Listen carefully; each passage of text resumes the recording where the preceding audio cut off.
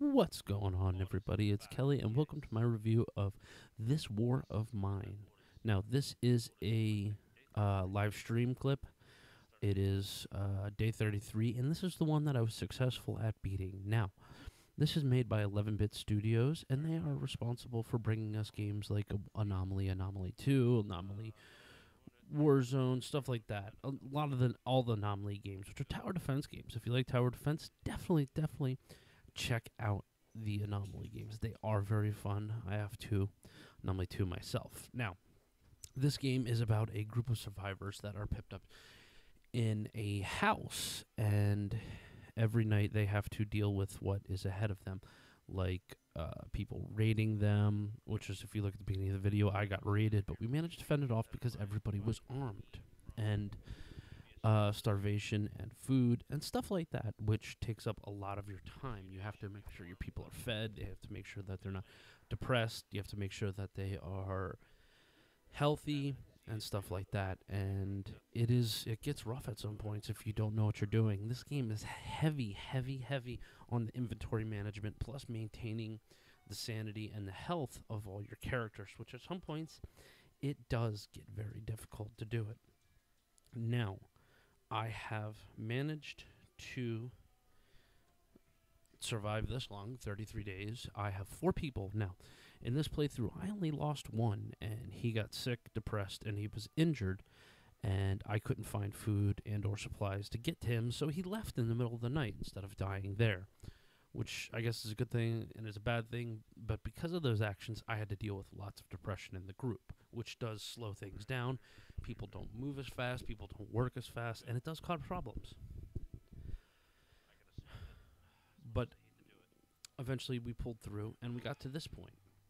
So the basis of this game is you are in a city, a capital of some country, and there's a civil war going on, and the military has cordoned off the entire city, and they are fighting in the city to try to take it back from the rebels, which the guerrillas are on the inside.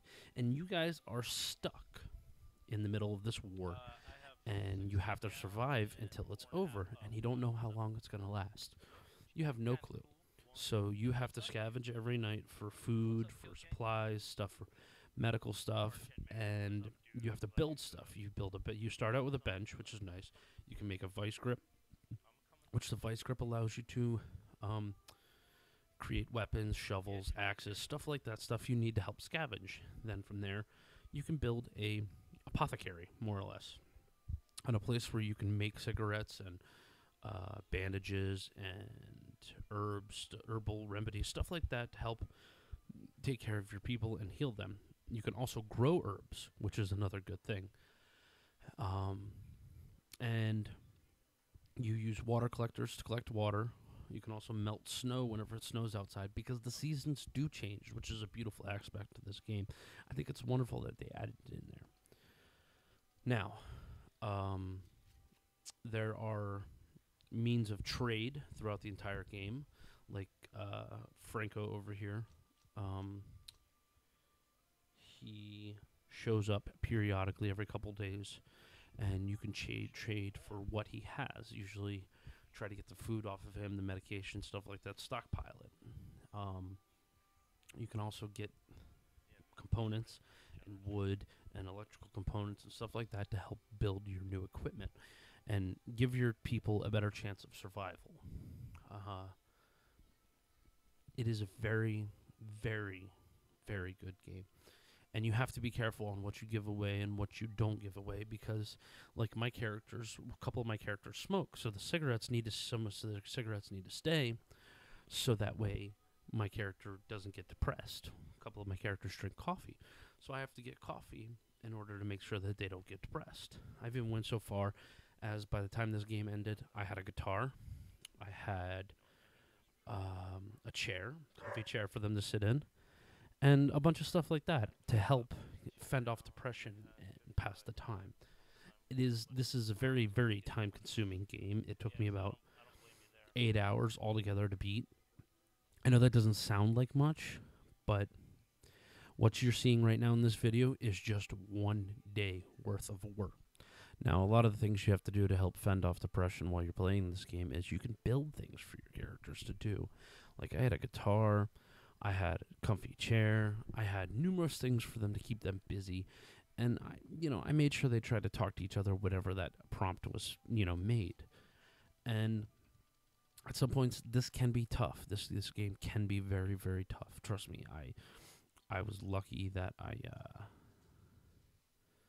got this far. I mean, I'm not sure even how I managed to get this way, but I did, which was awesome.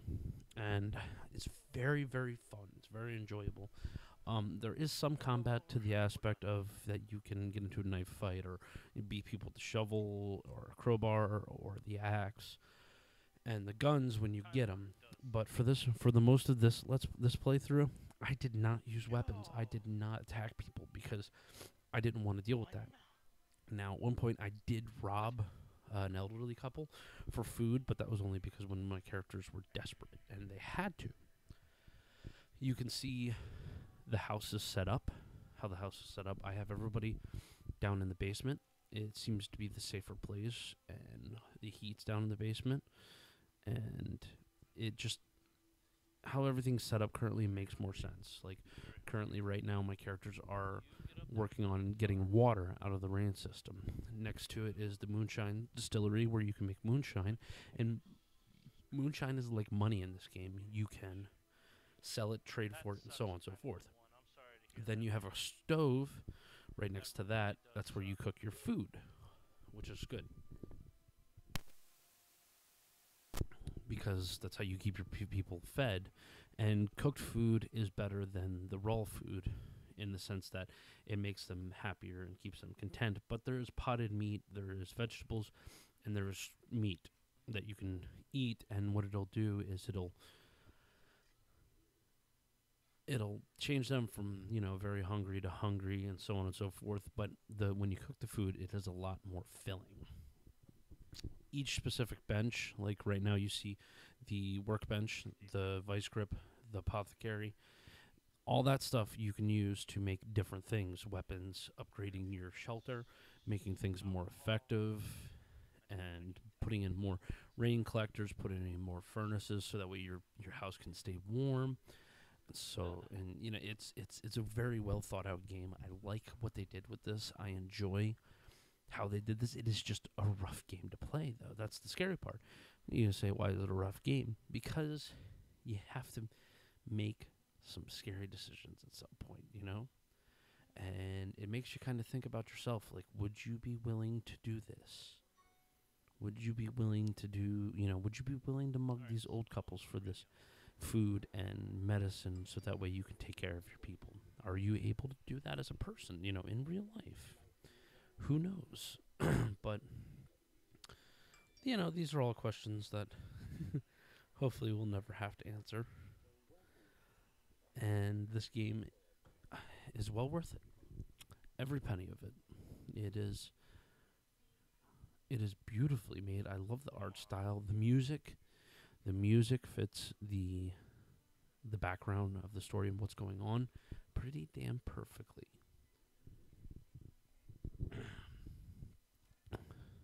Your characters each have their own storyline. Also, you can actually look at their bios and find out what's going on in their life and what they're thinking about, what they're talking about, what we need to do. You can see in this scene right now, one of my people are playing the guitar to fend off depression.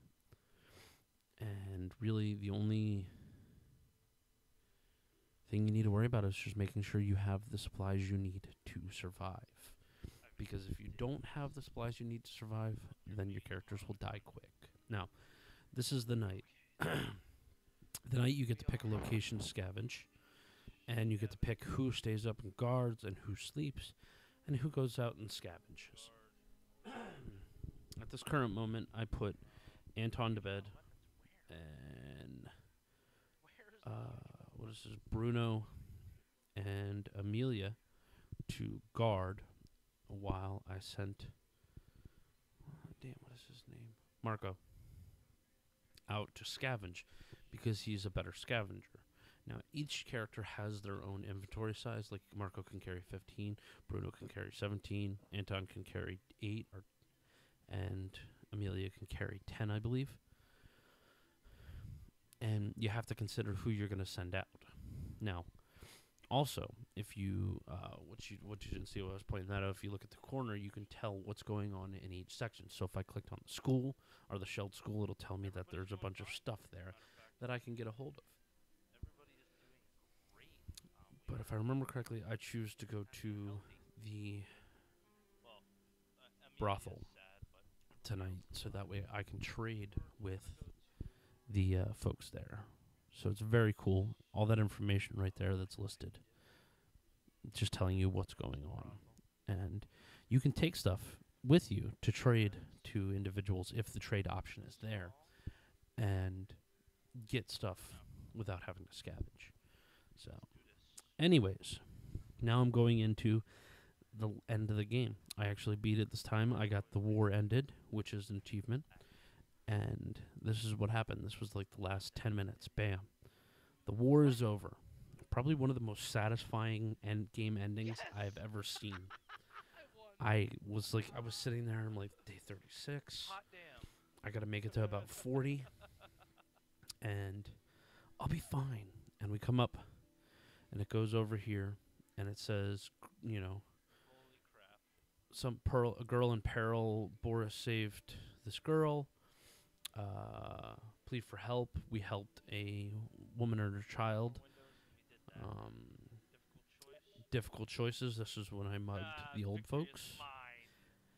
And let's see. This one is Desperate Cry for Protection. This is when I helped somebody else. And it lists through all like the big decision and deeds that you've made throughout the game. You know, all the little things here and there that have you just had to do, or you know, options that you could do. Like, if you do these, you could end up with getting items that could help you later on, or somebody will reward you later down the line. So this is by far one of the most satisfying game endings I've ever seen. So I'm gonna end it with me reading off what happened to our characters. So hope. Yes! After the war, Marco found his family, who managed to avoid the worst atrocities hidden away from him by a friendly country family. They got back to Pagoda along with other people. Normalcy returned to the city. Buildings were rebuilt, schools and shops reopened. Life went on. After the war, Amelia wanted to forget, so she left Pogoren and went to the U.S., where she joined a law firm. She makes good money. Her father would be proud. However, she's troubled by waking nightmares and has developed a hatred towards men. Anton manages to stay alive, but the war scarred him for life. He never again found the courage to attach emotionally to anybody and devoted himself entirely to the pursuit of abstract knowledge. Boris won over everything that the war threw at him, and he used his grit and strength to help others rebuild their lives. The memory of Anna's sacrifice and Luca's faith supported him till the end of his days. One day, Marion left the shelter. Taking the action figure he had mentioned with him, he disappeared without a trace. Thank you all for watching, and hope you guys check this game out. It is on Steam for $19.99. You can pick it up right now. Sit down, install it, and get ready to cry your eyes out, because it is just that kind of game. Thanks for watching. Leave a comment, leave a like. See you on the next one.